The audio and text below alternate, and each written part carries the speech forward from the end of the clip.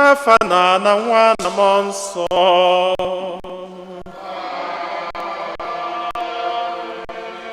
Ka ngọzi nke Onyenwe anyị Jesu Kristi na ịhụnanya nke Chukwu Nna na ịdịkọ n'otu nke mmụọ nsọ na-enye dịrị unu niile.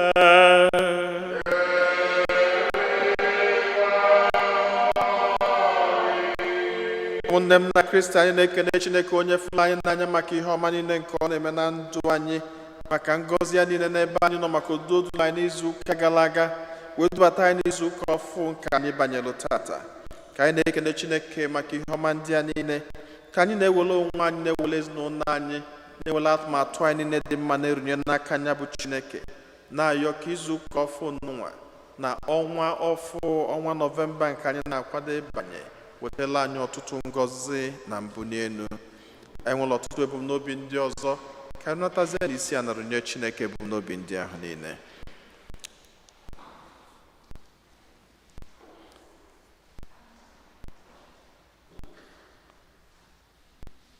Ezinụlọ Okoro na-erunye masị nwa maka ihe Chọk na Priscilla Okoro bụ n'obi. Nkechi Ebere na-erunyekwazi masị nwa maka ezumike mkpụrụ obi Pastor Benjamin Chididike. Anyị na-echetakwazi nwanne anyị nwoke Okike Nwankwọ onye nọ na nyanya, na-ayọ ka Chineke onye na-agwọ nyanya niile bịa zute nwaodibịa, nọnyekwazili ezinụlọ ya n'ụzọ pụrụ iche.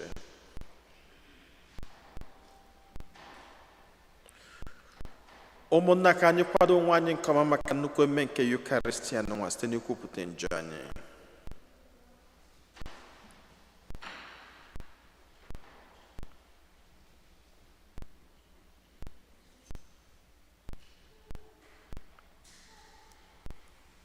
Ekwupụta ngwa Chineke jike niile. Meghera m nke ukwuu site n'echiche, n'okwu na omume, na site n'ịrapụ ezi omume o kwesịrị na m ga-eme, site na mmehie m nke kasịrị ukwuu. Nye aka njayọ Maria dị ngọzi Virgin ọkpụ na ndị mmụọ ọma na ndị nsọ niile na ụlọ ụmụnna m rịọbara m oserụ Chukwu anyị ayịyọ.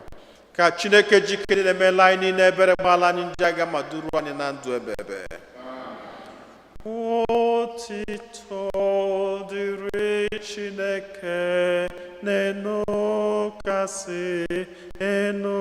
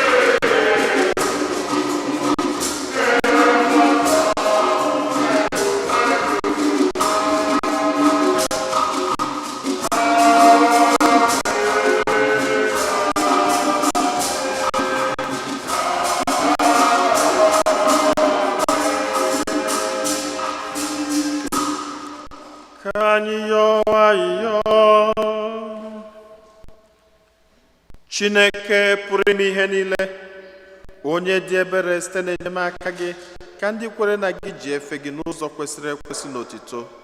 Biko mee ka anyị ghara imejọ gị n'ụzọ ọbụla oge anyị na-agba ọsọ nkwa ahụ i kwere anyị. Anyị yọrọ nke a site na ndị nwe anyị Jesu Kristi nwa gị, onye gị na ya dị ndụ na-achị na ịdịkọ n'otu nke mmụọ nsọ, otu Chukwu site n'ụwa ta ụwa niile.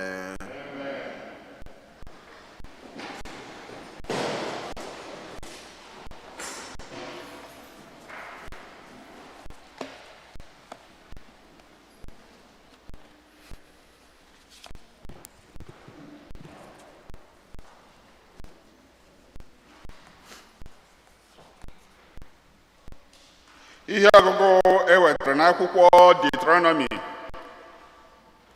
Moses gwara ndị mmadụ ahụ sị,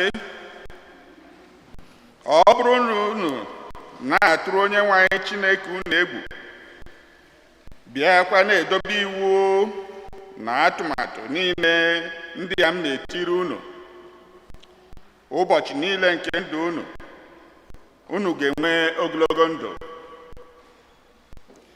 N'ihi nke a, Izrel, tọọnụ ntị n'ala, gbachara anya, mezuo ha. Ị ga-ebunwanye ibu, bịakwa nwee agamnihu, dịka Onyenwe anyị Chineke nna nna unu ha siri kwee na nkwa,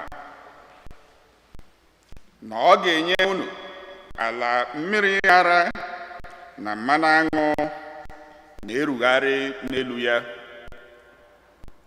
Unu bụ Izrel, geenụ ntị. Osebụrụwa Chineke anyị bụ naanị otu Onyenwe anyị. N'ihi ya, unu ga-eji obi unu niile na mmụọ unu niile na ike unu niile hụ ya n'anya. Ka nyenụ okwu ndị a m na-agwa unu taa n'obi unu. Okwu nke osebụrụwa.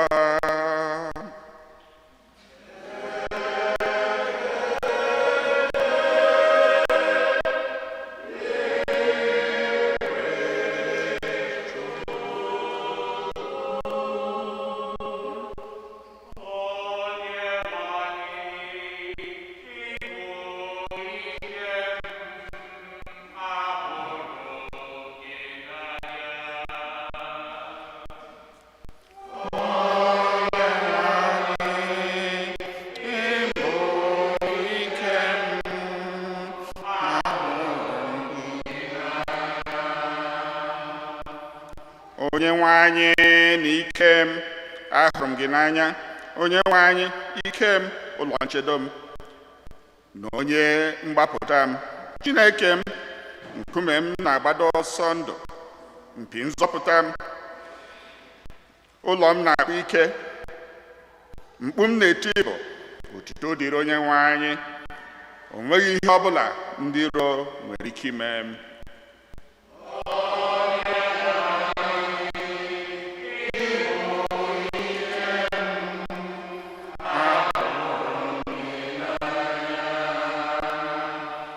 Ogologo ndụ dịrị Onyenwe anyị. Ọ bụ ya bụ nkume m, otuto na ebube dịrị Chineke onye nzọpụta m. Ọ bụ gị na-enye eze gị nnukwu mmeri, bịakwa na-egosi onye itere mmanụ obiọma gị.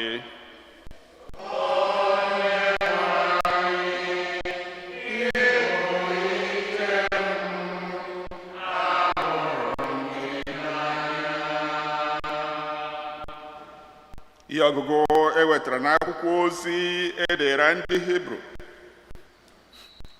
N'usoro ọgbụgba ndụ ochie,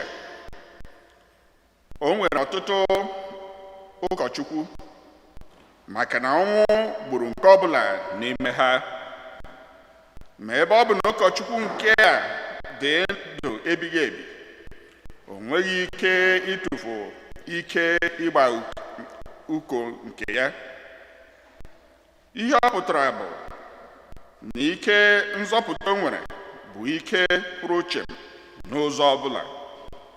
Ebe ọ bụ na ọ dị ndụ ebighị ebi, bụrụ ọnụ na-ekwuru ndị niile si n'aka ya na-abịakwute Chineke.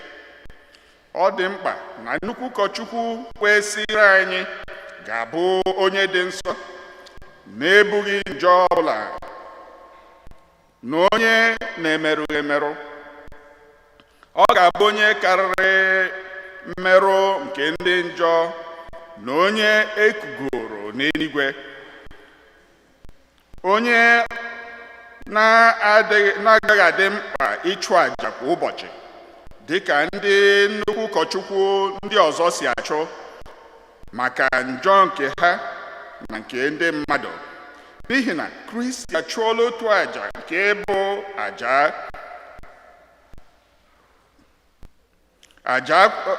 n'ihi na Kristi achụọla otu àjà nke bụ achụcha ọgwụ site na iwere onwe ya chụọ ya bụ àjà. Ndị iwu Mozis na-ahọpụta ka ha bụrụ ndị nnukwu ụkọchukwu bụ mmadụ eji agbụ nke adịghị ike mmadụ. Ma nkwa ahụ anụ iyi wee kwee nke bịara mgbe e nyechara iwu họpụtara nwa onye emere ka o zuo oke ruo mgbe ebighị ebi. Okwu nke ose bụrụ ụwa.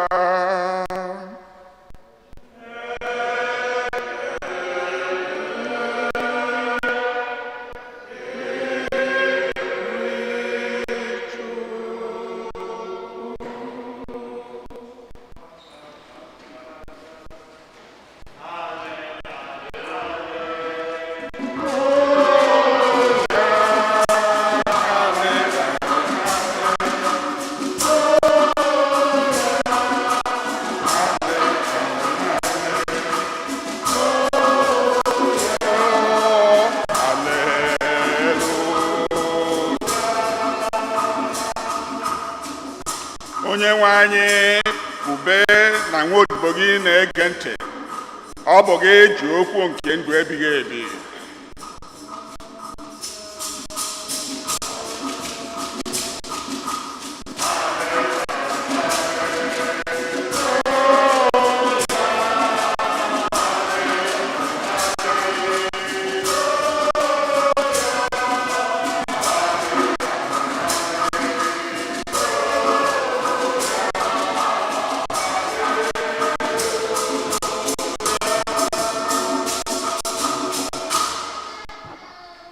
Onyenwe anyị nọnyelụ nọ.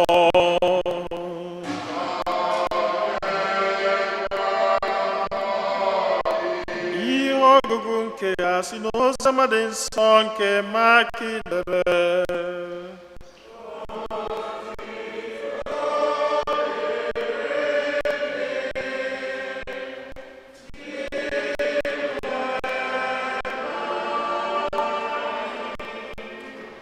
Otu n'ime ndị ode akwụkwọ bịara jụọ Jesu sị, olee nke bụ iwu mbụ n'ime iwu niile? Jesu zara ya sị, lee nke bụ iwu mbụ, Izrel, gee ntị, ọ bụ dị nwanụ Chineke anyị bụ otu Onyenwe anyị ahụ. Ị ga-eji obi gị niile na mmụọ gị niile na uche gị niile na ike gị niile hụ dị nwanụ Chineke anyị n'anya. Iwu nke abụọ bụ, ị ga-ahụ mmadụ ibe gị n'anya otu i si hụ onwe gị n'anya. O nweghị iwu ọzọ karịrị ndị a.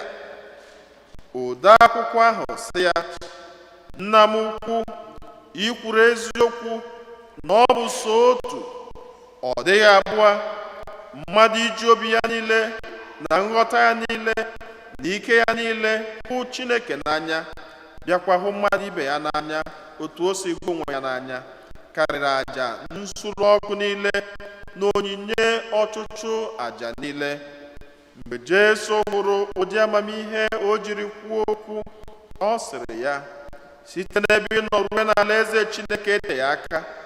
Site mgbe ahụ gawa, o nweghị onye ọzọ ụjọ kwere jụọ Jesu ajụjụ. Oziọma nke ose bụrụ ụwa.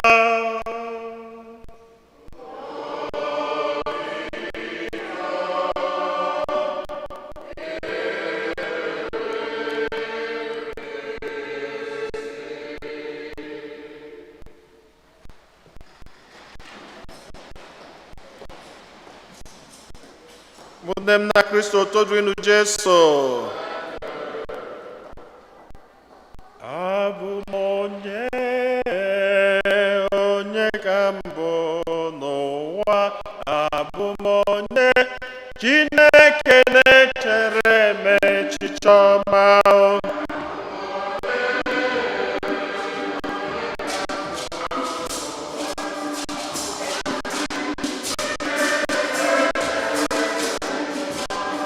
Abụ m onye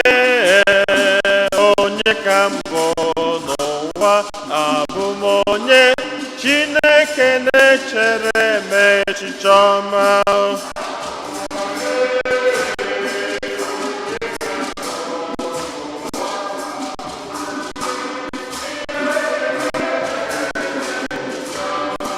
Ịbụkwa onye ka ịbụ n'ụwa, ịbụkwa onye Chineke na-echere gị echiche ọma.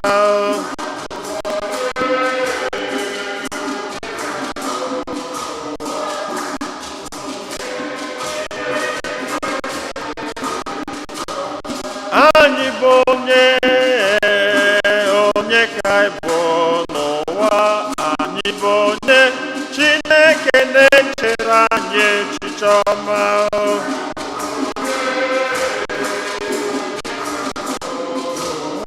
Abụ m onye Chineke na-echere m echiche ọma.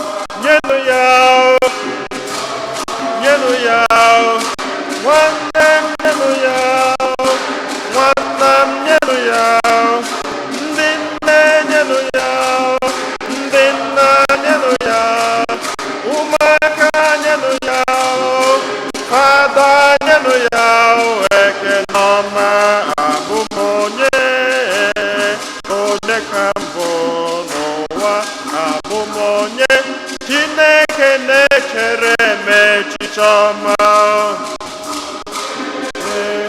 Onye ka mbụ n'ụwa, abụ m onye Chineke na-echere m echiche ọma.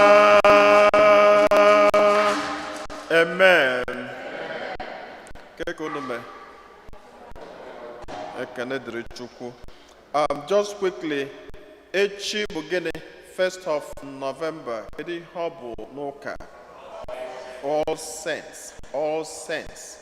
Ndị niile dị asọ nọ n'eluigwe, ndị niile dị asọ nọ n'eluigwe, ma nne na nna anyị ndị bili ezigbo ndụ, ma ụmụnne anyị ndị bili ezigbo ndụ, aha nwa ka a na-echeta echi. Kedu ihe eji echeta ha? Onye fon ya dị on, ya tinye na vibe. Ihe eji echeta ha bụ na anyị kwenyelụ na ndị dị ndụ na ndị nwụrụ anwụ na-enwe mmekọ. Ọkwụnụ ma nke ahụ. Ọnya ma ịbịa na oriri dị asọ asị, oriri dị asọ, eluigwe n'ụwa na-emekọrịta, Chukwu na mmadụ abụrụ otu, ndị nọ n'eluigwe na ndị nọ n'ụwa na-emekọrịta, biyọma bụrụ otu n'ime mmụọ. Ọnya ka anyị na-emechi, anyị na ha ga-ebi ọmụ echi. And so ihe ominu bụ na echi bụ ụbọchị dị asọ. Most parish ọbụla dị gị nso, St. Fortunata, St. Anywhere dị gị nso, echi jee ụka. Onye ọbụla parish ọbụla na-aka ụka n'ụtụtụ, ụfọdụ na-aka n'efe, ụfọdụ na-aka n'abalị, but every parish enwere ụka n'ụtụtụ nwee n'abalị. Every parish. So ọ na ijere nke ụtụtụ ime gịnị? Ije nke mgbede, maka na ụka sọrọ ọlụ echi. Now, that does not mean na ime eje ọlụ, mana ihe omenu na ị ga-eje ụka. So ihe omenu na ị ga-eje ụka. So nke a bụ ofu. Then nke abụọ bụ 2nd November. Kedu ihe ụka na-eme mmemme?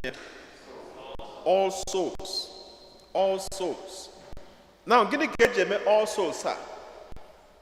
Ụka nwere nkụzi ha nwere. Nke mbụ, na onye ọbụla nwụrụ anwụ nwere ebe ịtọ o nwere ike ịbanye. Ebe nke mbụ bụ ebe eluigwe. Na ebe nke abụọ bụ ebe purgatory. Ebe nke ịtọ bụ ebe ọkụ mmụọ. Now, ndị nọ n'eluigwe abụrụ ha nwa ka anyị na-emelụ all souls, maka ndị nọ n'eluigwe ka anyị melụ gịnị all saints. Ndị nọ n'eluigwe abụrụgori ndị mmụọ ọma na ndị ọma ebebebebe, so anyị nwa na-emelụ ha all souls. Kedu ndị anyị na-emelụ all souls? Ndị nọ na purgatory. Gịnị ka anyị ji emelụ ha all souls? Maka na ọ bụ site na enyemaka mụ na gị ka ha ga-eji ome gịnị nwere onwe ha. Aso n'ihe omenu bụ na ọ bụ na ị nwere nne nwee nna nwee ikwu nwee ibe nwee nwa nwee enyi Chineke kpọgoro n'ụwa n'ụwa, na akwụkwọ nsọ si na a ga-azọpụta ọnwa, mana ọ ga-adị ka gịnị esiri n'ọkụ, maka na ihe lụrụ alụ ama abanata na alaeze n'igwe. And so what it means is that there may be some imperfection from any of those your family members that we don't know, but also Chineke ma. Mana because of some of those imperfections, ha nọ na purgatory. So stand ekpele ị ga-ekpe on Tuesday, on Tuesday. Na masses ni na ga-achụ ka Chineke ga-eji wee nyetụ aka wee fichanata njọ ha. Nya bụ ọ bụ na ihe anọdụ ka anyị nwee ike in the context of prison so obodo a. Mmadụ nwee ike ije nga apịa ya 10 years. Mana ọ banye n'ime nga na-eme ọfụma, na-ebehave ọfụma, anọkata enye gịnị parole. Si ngwa 10 years ahụ na na-eredusukwazi ya to 4 years. Ka nọzie of good behavior in the rest of them. So we can use this concept to understand the concept of purgatory. Ya bụ welu time ahụ ka ikpelu onye nke ga-ekpele, ha na-ayọ ekpele anyị n'ụzọ pụrụ iche on that particular day. Anyị na-ekpele ha ekpele mgbe niile, mana that particular day ka ụka wepụta n'ụzọ pụrụ iche. Then ndị ekpele ada elute nchacha ihe ọsọ gị kpegide ekpele from morning till night. Ọsọ gị kpegide chena ukwe na ikpegide onye nọ n'ọkụ mmụọ adapụtazi ọzọ. Ọgwụ ya bụ na ya mekedanata ọkụ mmụọ ya bụ anya meje na tie eje chukwu ama ekwe ka anyị lọtịa na nlọ ma ya bụrụzi ya n'abalị aba, maka na onye ọbụla zọgidegolu dịka nkụzi ụka si wee dị banye ebe ahụ ekpele ada azọpụtazi ya. Ọnya ka o ji wee dị mma anyị dị na-eme ọfụma maọbụ anyị na-ebi ndụ anyị na-echeta na enwere Chineke onye anyị na-enejela anya. Obubatazi anyị n'ihe ozi ọma nke anyị nwere tata. Enwere onye nọ n'ụlọ ụka ekwetara na Chineke fụrụ ya n'anya? Enwere onye na-doubt ịfụnanya Chineke nwere n'ebe nyanwa nọ as a person? Yeah, sometimes enwekwara ndị ga-afụ doubt the presence of God in their lives. I know somebody jụrụ m ọnwụ ya na ajụ ya, ha nwere so much debt in their family, things were so unstable. Obele nwa ya nwoke wee jụọ ya, Mommy, is there God at all? Because he was rest assured as a young boy, as a little boy, na ihe niile a na-emenụ na ọ bụ na Chineke na ya, gịnị mere na Chineke ama zọpụta ha? Mana mama ya bụ onye ma ihe makwugo ihe ha gabigago n'ụwa, mana etu Chineke si wee du ha, bụ onye nyere assurance, yes, gị rapụ ndị nke a na-eme kịta na nke Chineke megolo anyị emego gịnị akaligo ndị a na-eme kịta. Ya bụ na ofu ihe anyị niile kwetalụ bụ na Chineke fụrụ anyị n'anya n'ụzọ pụrụ iche. Ihe ọgụ nke ebu wee kọwaa ya ọfụma, o wee sị na onye ụkọchukwu na-achụ àjà mgbe niile, mana Jesu Kristi chụrụ ofu àjà, one single sacrifice, the sacrifice of the self. Enwere ịfụnanya karịrị nke a na mmadụ were onwe ya nye maka gịnị ndị enyi? There is no love that surpasses it. Ihe ga-eji ma na ọ dịrị izi bụ ọsọ abụgodi mmadụ ka na-eni n'ala, ụdị akwa ọsọ gị bee n'ụwa, ụdị akwa ọsọ gị bụ ọsọ agodi nwunye gị si abụrụ di gị, si abụrụ nwa gị, ị na-ebe na-atụ onwe gị n'ala, etinye n'ime ala, enwerụgo ịmaba n'ime si gbochie ha niile. Enwenụrọ, despite the level of pain, mana ọsọsọ onye a sọsọ si welie chụọ aja maka ụmụnne niile. Ọnya ka ụka ji ekwu na enwere ịfụnanya lulu nke Jesu. Ọnya ka ihe ọgụ nke bụ ọ na-agwa anyị n'ọnọdụ go n'iru Chineke mgbe niile, na-ebugota mụ na gị n'ukpu eze Chineke mgbe niile. The love of Christ for us. God loves us. Now the question ọzọ bụrụ, how much do you love others? Kedu etu isi egosi ịfụnanya n'ebe mmadụ ibe gị nọ? O webubatakwa anyị n'ihe ọgụgụ nke mbụ. Ihe ọgụgụ nke mbụ agwa anyị ebe Moses na-akọwala ụmụ Israel na ị ga-afụ Chineke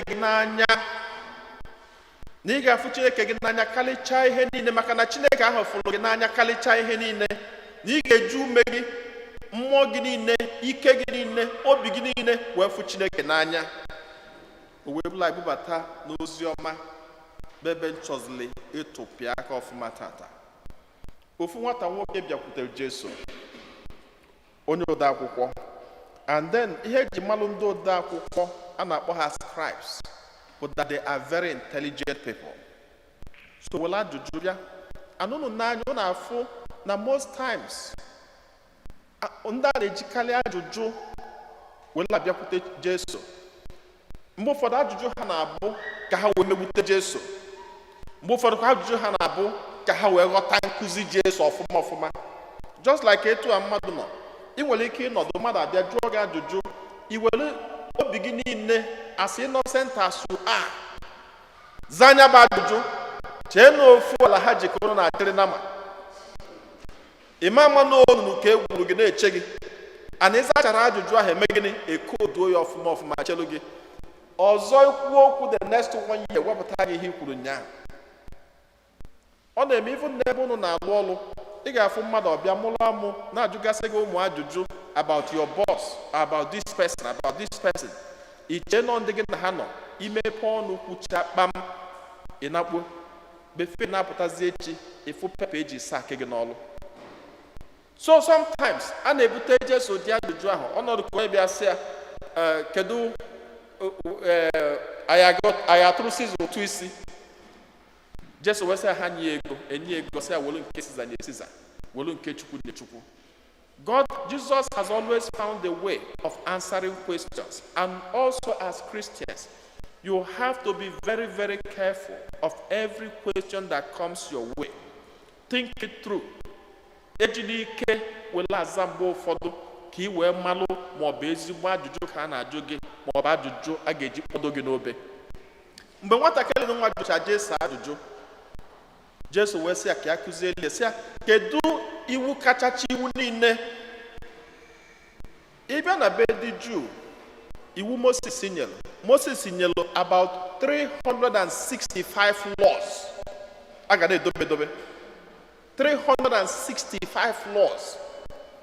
Anya ka nwatakịrị a gụgide 365. Even mgbe ụfọdụ ijekwa some of the rabbis, o nwere onye nke expandili nke Moses ahụ, ọpụta 631 laws a ga na-edobe. Mgbe ụfọdụ idobekatazi ewu, ịma amazi nke bụ aka gị na aka ekpe gị.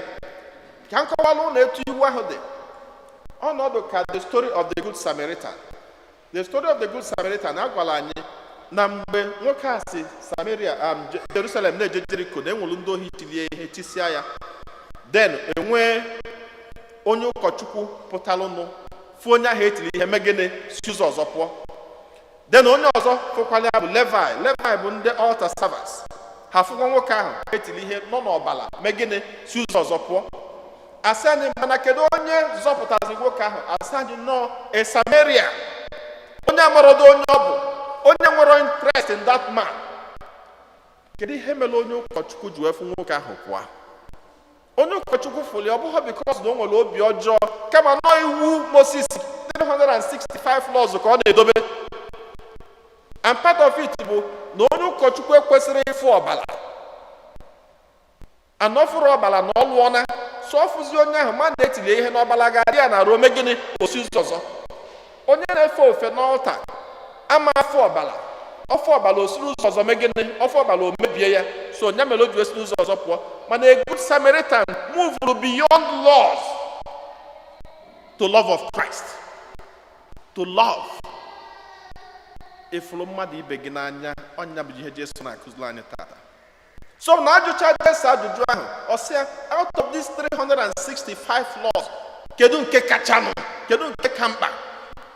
Jesu wee summarize ya 365 laws in 2 sentences. 2 sentences. Ọ sị, the first one, you have to love the Lord your God with all your heart, with all your strength. Ihe niile ị nwere. Ọ sị na nke abụọ bụ na ị ga-afụzi mmadụ ibe gị n'anya karịa ihe niile. Ebe a ka ọlụ dị. Anyị nwere ike isi oke na ịfụ Chukwu n'anya. Fine. Mana onye fụrụ Chukwu n'anya mana ọ dị ekpe ekpele, onye ahụ fụ Chukwu n'anya. Maka na onye fụrụ n'anya, there must always be communication. Onye fụrụ Chukwu n'anya, o teta ụla n'ụtụtụ manye n'elu bed ya jewala, ọ fụ Chukwu n'anya. Ọ dịrị ya na Chukwu. But again, communication is a sign of love. Enwere onye nọ n'ụlọ ụka that doesn't want to be loved. Everybody wants to be loved. And etu ha isi wee chọọ ka love anyị, onye ka Jesu, you have to love your neighbor as yourself. Na etu ha isi chọọ ka mmadụ fụ anyị n'anya, na ọkwazi etu a ka anyị ga-esi emegene fụ mmadụ ibe anyị n'anya. That's the standard. To what extent ka ịfụrụ mmadụ ibe gị n'anya? Everybody wants to be loved.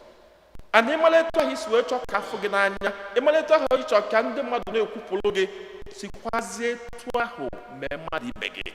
Ọkwụ ya bụ nkụzi Jesu tata.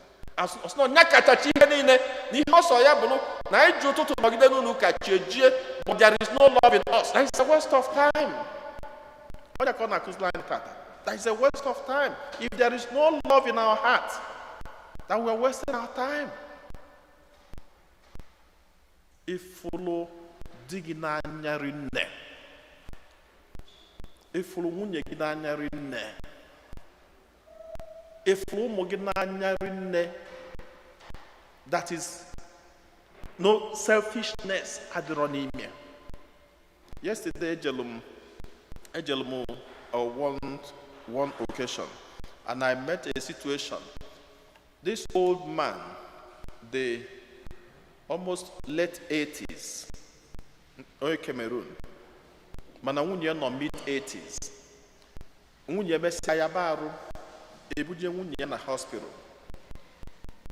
So nwunye nọ n'ụlọ ọgwụ. Nwoke alarụcha ụlọ teta, sọsị ha na-ekwu sị kpọnatakwala ya nwunye. In his late 80s, sọsọ nwunye ya bụ the greatest asset o nwere n'ụwa. Eventually, nwoke asigide ọnwụ, na ya ga-eje hospital ka ya jefu nwunye, o sikata ọnwụ, ụmụ ya nọkọtazi ofu ụbọchị wee sị ya, before papa ha apụ mmadụ amenwu ndozi ọzọ, Abdullah wee jebe. Part of the reason ha ji achọrọ ịga wee jebe na mama ha nọ na the 5th floor, and nwoke amalinwu step comfortably wee lugote na the 5th floor. Ọ na-amago n'ụka Africa, no elevator. So etinye na onye ọ na-ebugide to the 5th floor. Ozugbo nwoke a na-afụ nwunye, you see the joy of the Lord in his face. And the wife was exceedingly excited to see him. Ha nọgide nọsịa. Mgbe ọ na-ana, out of the same love again, nwunye si ya, nye abịazi n'ọzọ maka step ama na-ekwu ya ale, maka nwunye ya chọrọ ka gịnị ihe mee ya. Nwunye si abịazi na ya nọdụ zuo ike, na ya nwa ga-esi n'ụlọ ọgwụ nata very soon. Ya bịazịa ka ya na-anọdụ n'ụlọ. Nwoke kwe. Nwoke anaba n'ụlọ. After some days, nyanwa ya bakwarụ nke ebuje to a different hospital. Nwunye aji leta nwunye na-ajụ maka asa na arụ adị ọkụ na nọ n'ụlọ ọgwụ. Nwaanyị tibe mkpu si dọkịta biko ya bịa discharge ya ka ya je neta die, ka ya je nekwa di arụ adịrọ. Nekwanụ nwaanyị nọ na sick bed na-achọ je neta onye ọya, ka ya je take care of the husband arụ adịrọ. She was not counting on her own illness. All she was looking at was, can I take care of this man? All her can about selfless love. I don't know how Jesu na-ekwu tata. N'iga afụ mmadụ ibe gị n'anya dịka isi megene fụ onwe gị n'anya. But most often, kedu the love anyị na-enwe? Love egbugbere ọnụ, Overall love is very practical. No love I na-ekwu n'ọnụ. Hi dear, hi honey, hi sweetie, hi love, hi this. Ndị a niile ekwuru n'ọnụ are translated into actions. And love without forgiveness is no love. Love without forgiveness is no love. Ụmụnne na Kristi, the basis of judgment Chineke ga-ekpe mụ na gị n'ụwa anụnwa maka ihe anyị ji ekwu ihe niile bụ anyị ga-enwe all souls, nwee all saints, and anyị akọwa gị ihe bụ n'igwe, kọwaa purgatory, kọwaa ọkụ mmụọ. The basis of judgment Chineke ga-enye mụ na gị bụ ịfụnanya ịfụrụ mmadụ ibe gị. Anọ karịgo n'ahụ. Enweghị onye fụ Chukwu anya ebe a. Mba. Kedu ebe Chukwu nọ? Na mmadụ ibe anyị. Onye a gị na-anọ n'ụlọ ụka kịta bụ Chukwu ahụ ịfụrụ anya. And when you cannot love onye a gị na-anọ n'ụlọ ụka, when you cannot even have a kiss of peace, onye gị na-anọ n'ụlọ ụka, then there is a fundamental problem to our Christianity. I was hungry, you gave me food. I was thirsty, you gave me water to drink. I was naked, inye m akwa. Anọ m n'ụlọ ọgwụ, ị bịa visit m. Ọkwụnye, ha jụọ kedu mgbe anyị fọrọ gị? Ọ sị na mgbe ahụ imeli onye ọzọ enụnwa, na ọmụnwa ka imeli ya. Ụmụnne m na Kristi, isi iwu niile, ihe ga-eduje mụ na gị n'igwe, ihe ga-enye mụ na gị aka n'ọsọ ndụ ọnụnwa anyị na-agba bụ efu Chukwu n'anya n'obi anyị niile, ya na efu mmadụ ibe anyị n'anya dị ka anyị si fuo onwe anyị n'anya. Ka Chineke nyere anyị amala ka anyị nwee ike na-egosipụta anya bụ ịfụnanya, ọ bụrụ ịfụnanya egbugbere ọnụ, kama ọ bụ ịfụnanya a na-emepụta n'omume dị ka ndị ụka. Ka ọ ga-aba ịgbasi ọsọ ndụ anyị n'ụwa, ka Chineke wee nwee ike imepela anyị ọnụ ụzọ eluigwe, ebe anyị ga-eso binyelie na-enwe aṅụrị ebebe dị ka ndị nsọ. Anyị ga-eme mmemme ha echi site na Kristi onye nwe anyị.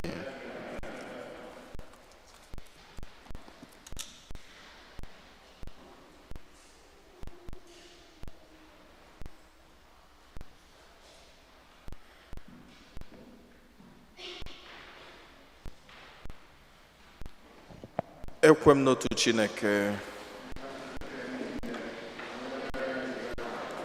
ihe dum a na-ahụ anya na ndị anaghị ahụ anya, ya na otu onye nwe anyị Jesu Kristi, so otu nwa Chineke mụrụ, nna mụrụ tupu ụwa tụọ ụwa niile, Chukwu si na Chukwu, ihe si n'ihe, ezi Chukwu si n'ezi Chukwu, a mụrụ ya amụ, eme ihe eme, ya na nna bụ otu ihe n'ihe ha ji bụrụ Chukwu.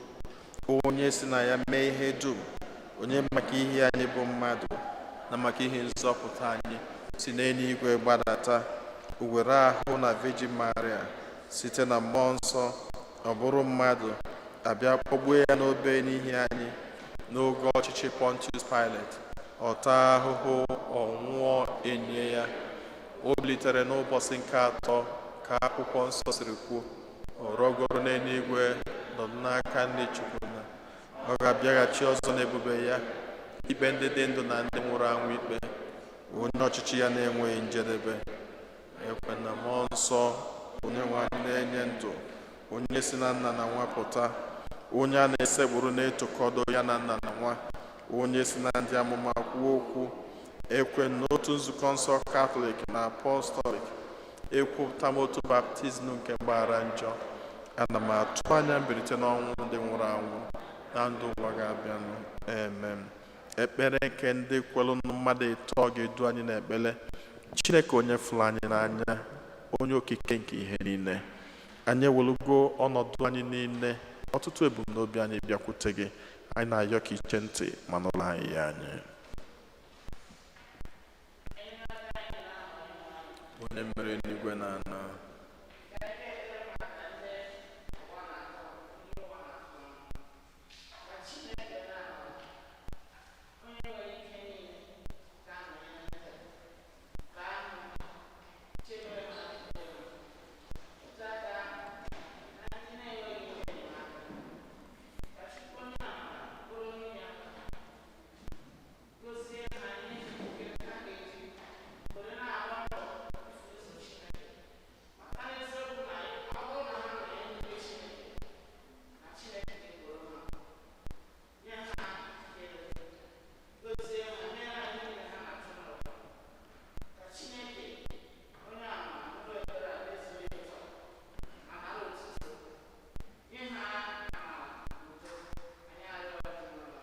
Diwe na anyị nụrụ anyị anyị.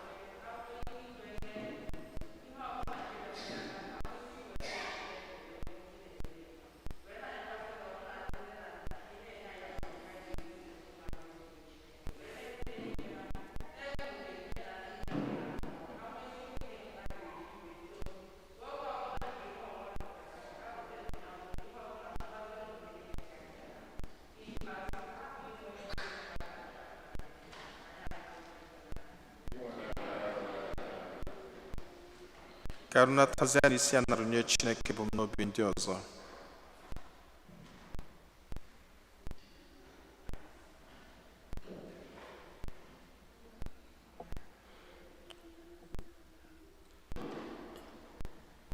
Ịma mma gị ga-adịgide dịgide ruo mgbe ebighị ebi. Ịma mma gị ga-adịgide, ọ ga-adịgide ruo mgbe ebighị ebi. Jizọs ga-adịgide dịgide ruo mgbe ebighị ebi. Ịma mma gị ga-adịgide, ọ ga-adịgide ruo mgbe ebighị ebi. Onye nwe m na Chineke, anyị ewelugo ọtụtụ ebumnobi anyị, mkpa anyị niile, ọnọdụ ndụ anyị niile, ezinụlọ anyị niile, nyanya anyị niile, ọgbata uhie niile nke gbara anyị okirikiri iche gị n'iru n'ụbọchị tata. Anyị na-ayọ ka iche ntị n'ụlọ anyị ma gbolo anyị mkpa ndị niile karịa ka anyị pụrụ ịyọ gị site na Kristi onye nwe anyị.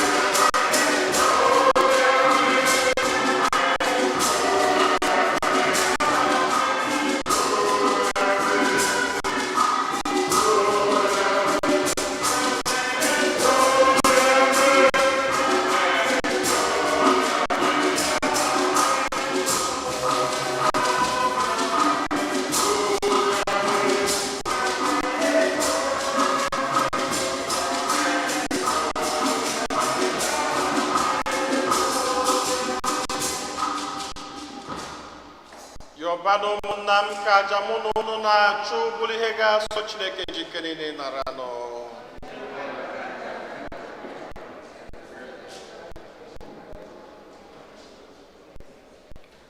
Onye nwe anyị, biko mee aja nke a ka ọ bụrụ gị aja na-enweghị atụtụ, were ebere gị nye anyị onyinye gị dị asọ n'uju site na Kristi onye nwe anyị.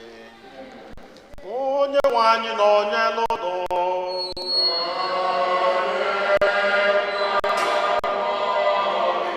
welite n'obi enu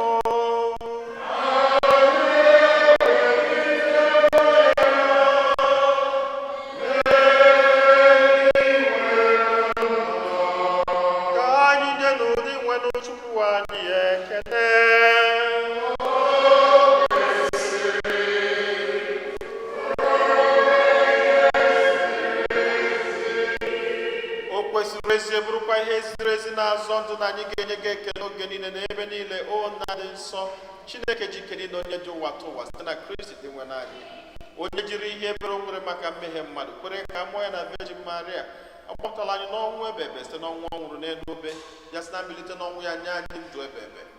N'ihi ike anyị na-eso igwe ndị mama niile nke eluigwe na-etebube gị oge niile n'ukwe na ekwe.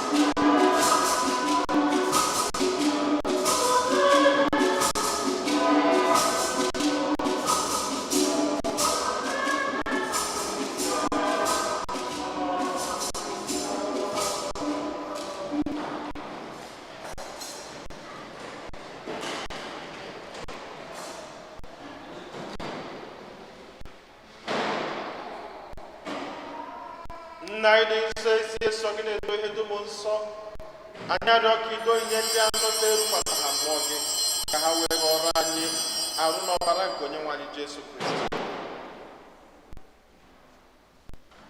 Otu akwa ka o si mee mgbe onye bịara tupu edunye ya n'ọnwụ nke o jiri aka ya wee nara, o were achịcha nye gị ekele na otito, nyawa ya nye ya ụmụazụ ya sị, naranụ nke a, rienụ ya unu niile, nke a bụ arụ m nke a ga-eduru nye maka unu.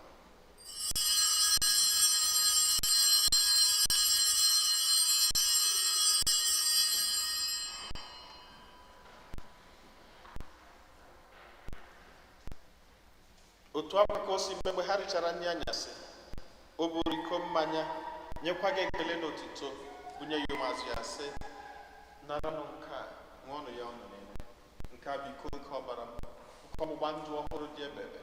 A ga-agba ya n'ihu nna n'ihi mmadụ niile ka e were gbaghara njọ, na-emerụ nke a na ncheta nke m.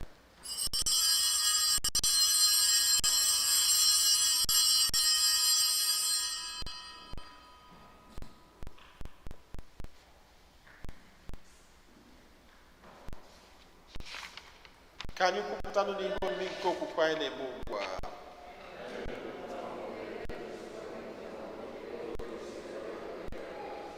Nna, na ncheta nke ọnwụ na mbilite n'ọnwụ nke nwa gị, anyị ebunye gị achịcha nke ndụ na iko nke nzọpụta. Anyị na-ekele gị n'ihi na ikwere ka anyị dị mma ikwuru n'ihu gị na-efe gị. Anyị ji ume na-arịọ ka anyị bụ ndị na-anatara n'ọbara nke Kristi bụrụ otu site na njikọ nke mmụọ nsọ. Nna, cheta nzukọ gị gazuru ụwa niile, merụ ka ịhụnanya gị jupụta ya.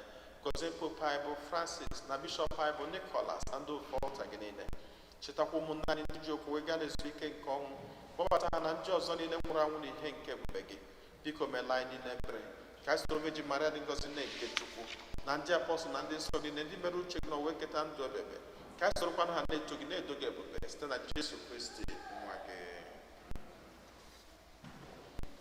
Ihe niile ekere eke na-esonye ya bụ Kristi, na-esikwa n'ime na n'aka ya, na ịdịkọ n'otu nke mmụọ nsọ, na-enye gị bụ Chukwu nna ji ike niile nsọpụrụ na otuto niile site n'ụwa ta ụwa niile. Nna anyị nọ n'eluigwe,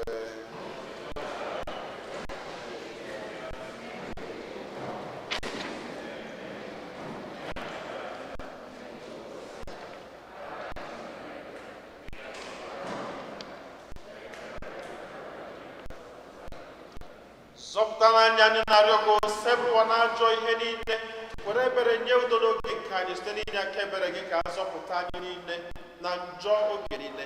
Anyị were gbanahụ nsogbu niile, were nchekwube dị nsọ na-atụ anya maka mbịaghachi nke onye zọpụta anyị Jesu Kristi. Onye nwe anyị Jesu Kristi, onye gwara ndị apọstụl gị, udo ka m na-arapụrụ n'udo nke m ka m na-enye unu, ilekwana anya na njọ anyị kama lekwasị anya n'okwukwe nke nzukọ gị. Nye ya udo dịrịkwa n'otu mgbe niile ka uche gị siri chọọ, gị bụ onye dị ndụ na-achị ebe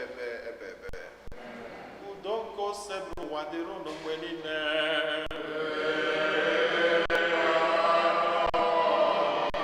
Nyerịta n'onwe unu ekele nke udo.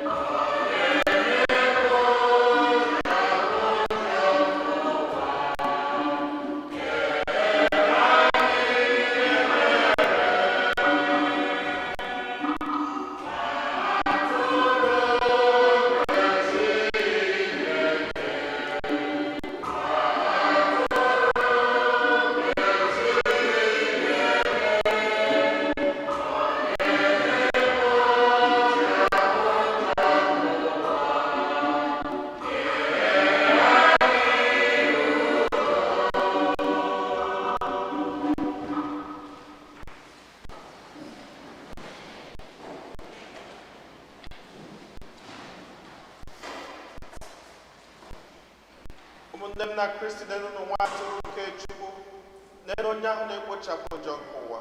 Anyị niile nwekwa onye isi ọma bụ ndị akpọrọ ori nke nwa atụrụ Chineke.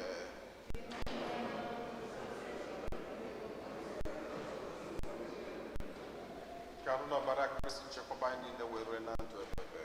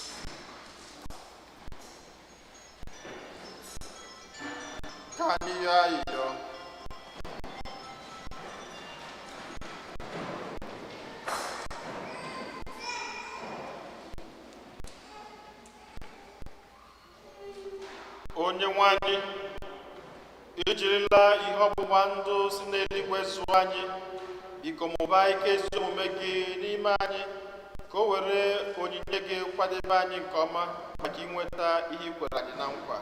Anyị yọrọ nke a site na Kristi onye nwanyị.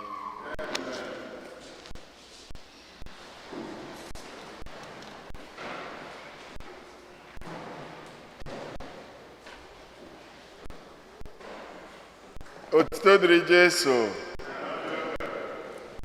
Otuto dịrị Jesu. Otuto dịrị Jesu. Unu maka fara sikwu na Monday and Tuesday, All Saints, All Souls. Onye ọbụla nwere envelope. Adịrọ nsọ na ị ga-abịa ebe a.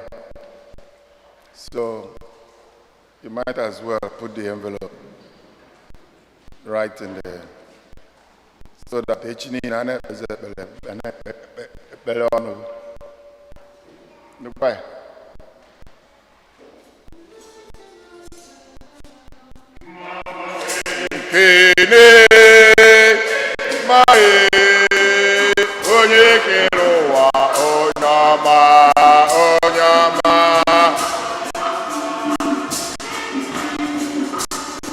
Mama ekele ere mae onye kere ụwa onye ọma onye ọma onye ọma ma bụ onye nye ekele dịrị gị na imela Mama ekele ere mayo onye ọma onye ọma onye ọma Mama ekele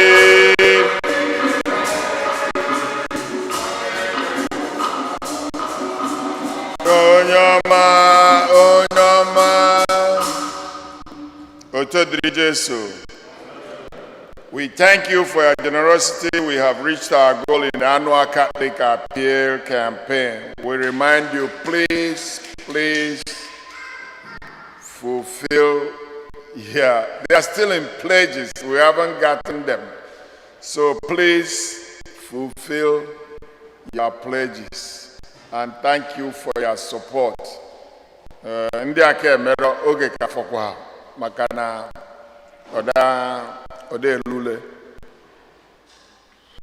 Monday, November 1st is All Saints Day, a holy mass of obligation. As Catholic, we are called to attend mass that day.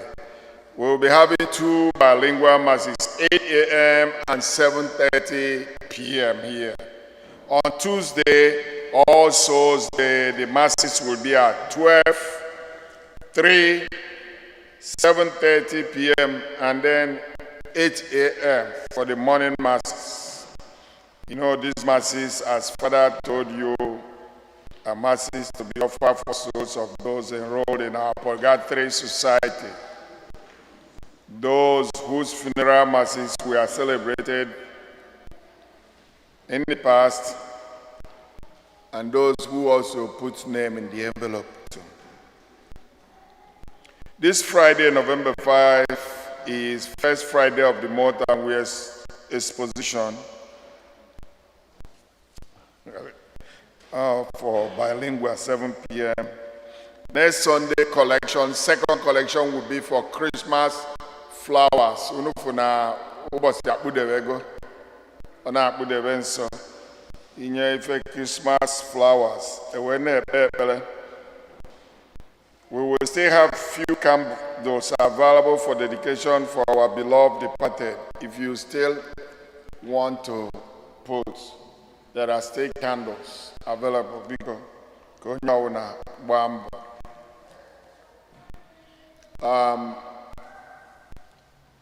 Ndi Akrinja Rehab Center, Sekankeneunu. Those of you that graced the occasion yesterday and those of you that didn't even show up but sent your donation, we thank you for your support, and God will replenish your pocket in Jesus' name. You know, it's a recalling event. If you haven't sent support and you feel you want to do so, you can zell it to the account, or you can give it to me, or you can give it to Chekonkwo, or you can give it to Solomon, you can give it to Ozokoro, any of us.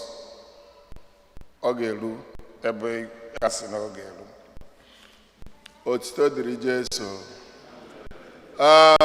Tata wo eja gozi ndị youths. Emesia na spetu na aputaka Father gozie unu. Do we have birthdays? Oh, birthday here.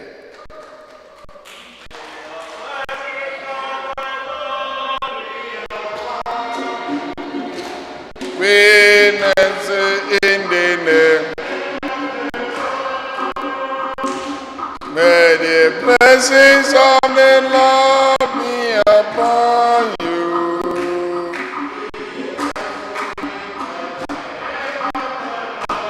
Happy birthday, happy birthday,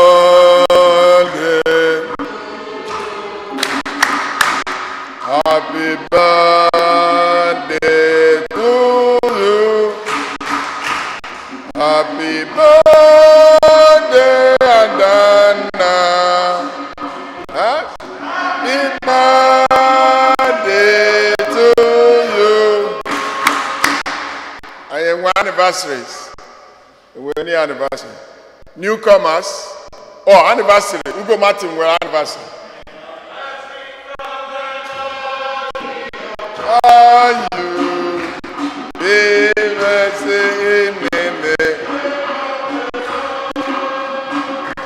May the of the Lord be upon you.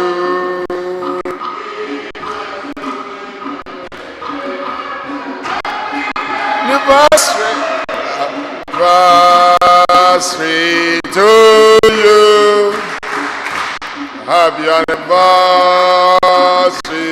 to you. Happy anniversary to go.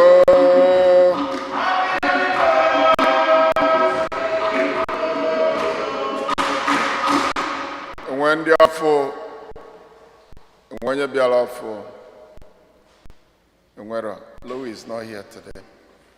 Otito diri Jesu. Otito diri Jesu. Youths, come out for your blessing.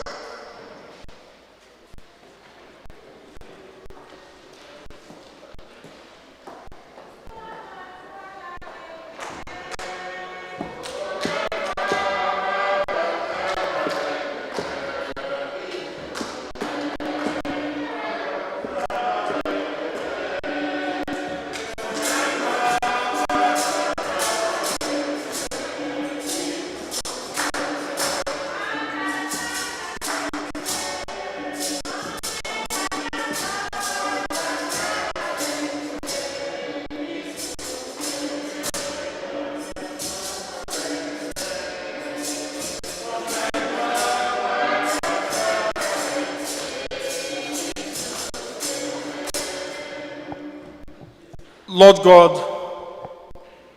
we thank you for the gift of our young ones who are before you at this moment. You told us in the scriptures that this group of people are the people that you love and the people that the kingdom of God is meant for. Lord, we, based on their innocence and their struggles in this life, to beckon on you to be with them as they journey through their life process. Continue to guide their paths and direct their ways. May none of them stumble. May they be guided in the beauty that you gave. Continue to strengthen them in all their endeavors. Those of them who are in school, guide them. Open their minds to be listening to the instructions and also help them to pay attention to all the directives of their teachers and their parents. Continue to be their God. And so I bless them today and always in the name of the Father, and of the Son, and of the Holy Spirit. Amen.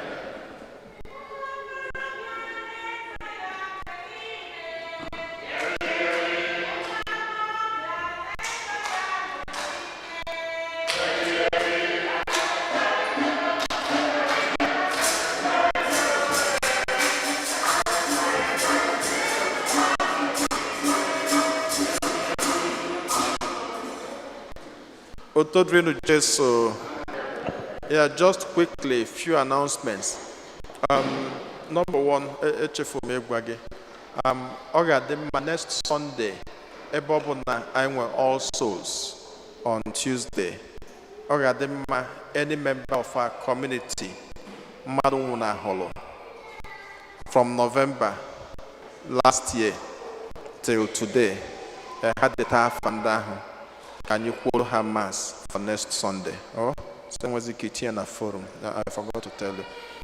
That's number one. Then number two. Yesterday, Bishop Anyi Melo celebrated the 18th anniversary Oji Nodona Diocese of Brooklyn and 25 years Ojibulo